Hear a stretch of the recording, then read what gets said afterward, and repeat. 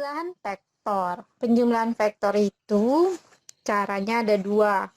Yang pertama dengan cara grafis. Nah, yang kedua itu dengan analitis. Grafis itu sendiri terbagi lagi menjadi dua, yaitu poligon,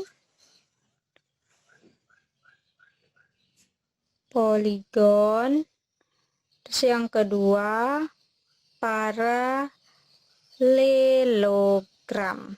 Nah, yang analitis atau menggunakan aljabar ini terbagi menjadi tiga.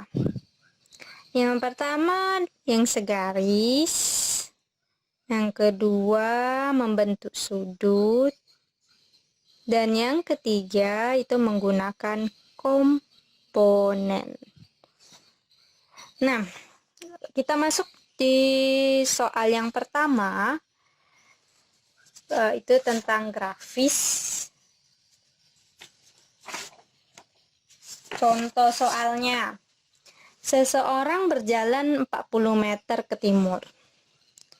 40 meter ke timur.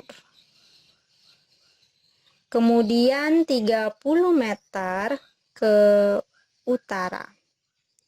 Dengan metode poligon, yang ditanya dengan metode poligon, yang ditanya jarak yang ditempuhnya. Kemudian yang B, resultan perpindahannya. Resultan perpindahan. Masuk yang pertama yaitu jarak. Jarak bukan besaran vektor, tapi jarak adalah besaran skalar. Jadi dia tidak dipengaruhi oleh arah. Maka untuk menghitung jarak tinggal kita hitung saja. Berarti jarak yang ditempuh oleh orang ini adalah 40 meter ditambah 30 meter. Berapa? 70 meter. Ini adalah jarak. Nah, sekarang kita masuk ke resultan. Resultan perpindahan orang tersebut itu adalah vektor di mana ia memulai sampai ke tempat di mana ia mengakhiri. Nah, itu kata kuncinya ya. Jadi, vektor di mana ia memulai sampai ke tempat di mana ia mengakhiri. Nah, kita diminta menggunakan metode poligon. Seperti ini. Kalau metode poligon, nah, yang pertama langkah yang kalian lakukan kalau metodenya adalah dengan cara penjumlahan vektor secara grafis, maka kita harus menentukan dulu skalanya. Coba dalam hal ini kita gunakan skalanya 1 cm mewakili 10 meter. Jadi kalau begitu 40 meter berapa senti? Nanti kita gambarnya. Iya, 4 cm. Jadinya 40 meter. Kalau 30 meter berarti 3 cm. Oke. Nah, sekarang udah kita dapatkan skalanya. Nanti kita gambar itu 4 cm dan 3 cm. Nah, sekarang kita gambarkan vektor kedua. Nah, coba yang pertama, berarti kita gambar dulu. Yang pertama kita gambar 40 meter. 40 meter ke timur. Nah, timur itu ke sini ya. Ingat ini metodenya metode grafis. Berarti kita harus menggunakan menggambar dengan benar biar hasilnya tepat. Jadi ini ya 4 cm.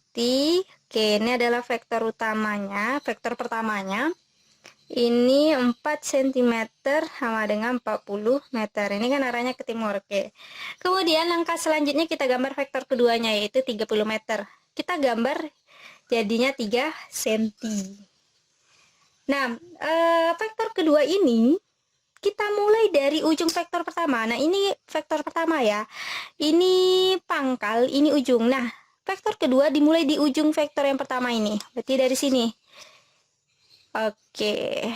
Ini ya 3 cm. Oke. Nah, ini vektor kedua 3 cm sama dengan 30 meter. Setelah kita gambar, ini vektor pertama, ini vektor keduanya, maka resultannya adalah itu kita mulai dari titik permulaannya ini, kita tarik garis dari titik permulaan ini sampai ke ujung vektornya, ke ujung vektor yang terakhirnya.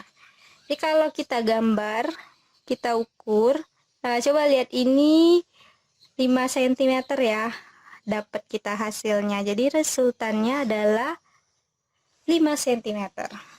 Ini 5 cm. Atau kalau kita kembali kita konversikan 5 cm itu adalah 50 meter. Jadi resultan perpindahan anak ini adalah 50 meter. Nah, karena vektor itu butuh arah, jadi arahnya kita gunakan busur. Nah, kalau berdasarkan arah mata angin, maka itu merupakan arah tenggara ya. Jadi arahnya arah tenggara. Nah, untuk menentukan arahnya kita gunakan busur. Nih, kita lihat ini menunjukkan 37 derajat. Jadi resultan vektor perpindahannya adalah 50 meter, 37 derajat utara. Ini kan utara ke timur. Nah, gitu ya cara menentukannya. Oke.